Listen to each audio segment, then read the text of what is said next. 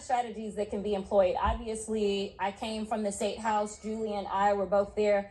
We ultimately broke quorum over something that was even smaller than this. I mean, obviously, it was a very big deal. And one of the things that I did not iterate in my comments is that we've talked a lot about how, we all know that everything's bigger in Texas, but I want to be clear that this is bigger than Texas. All right.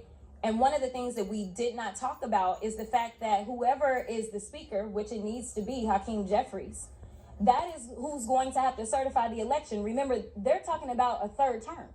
So this is bigger than Texas. This is why I am asking if there are other governors that are willing to do this, because this is about our democracy. This isn't about any singular seat right here, because we don't own these seats anyway. These seats belong to the people. But when we think about the fact that they are openly saying, oh yeah, there's ways to have a third term. Well, let me tell you, they can nominate whoever they want to with the Republican rules, but we're going to follow the Constitution up in here if we are the ones that actually have the gavels. So this is one of the reasons that I am asking for everybody to use whatever tools they have in their toolbox. It was the House that broke quorum when we were in the State House, but obviously the Senate, they could also break quorum. We know that they did that back in 2003 in the state of Texas. We also know that there are donors that I'm sure are going to be willing to make sure that they are investing and making sure that they can take down some of these candidates, since they don't want to rule out dark money.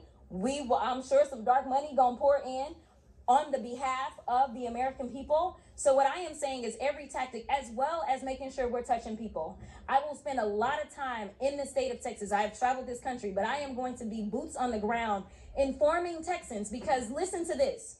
When we had our Senate election against that one senator that I'm not a fan of, Cruz, Beto lost by 3 points.